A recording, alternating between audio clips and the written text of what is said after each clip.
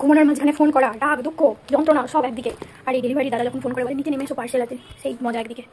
ভাও, পুজোর আগে এইটুকু তোলা দরকার আছে। দেখা যাক কী আছে। না মানে আমি জানি কী আছে, তর্স হয়েছে না আর। হ্যাঁ বাবা, হাতে এক হাতে করে খোলা যায়। অনেক গিফটও পাবো নিশ্চয়ই। সময়টা বলছিল আমি না, যে কালকে এখন জিনিস কিনলেই ছাড় দিচ্ছে আর অনেক গিফট দিচ্ছে, সেই লোভে আমি জিনিসটা কিনিনি, আমার দরকারই ছিল। বাবা বাবরে, এ তো একদম, এগুলো সব গিফটের জিনিস, এগুলো আমি অর্ডারই করিনি। এটা আমার খুব দরকার ছিল এই মুহূর্তে। আমার চুরির অবস্থা এতটাই খারাপ যে বলে বোঝানো যাবে না।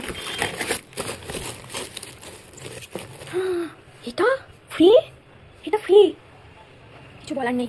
না দিও পার্সেল দিও, ভাগ্যি সময়টা বললি রে। নাহলে আমি এই জাস্ট ভাবছিলাম যে আমাকে একটা ওই কিনতে হবে, অ্যালোভেরা জেল। টোনারটা আমার শেষ হয়ে গেছে, এই টোনারটা লাগবে। আবার একটা পিছু গিফট। না আমি অর্ডার তো কী করেছিলাম, হ্যাঁ এই তো সিরাম, এটা আমার লাগবে। গিফট কটা পেলাম, আমি অর্ডার করেছিলাম এই তিনটে, একটা সিরাম, একটা টোনার, আর এটা। আর গিফট পেয়েছি আমি এতগুলো। সব থেকে ভালো গিফট এটা, এটা খুব পিছু কিন্তু হয়ে যাবে, একদিন হয়ে যাবে।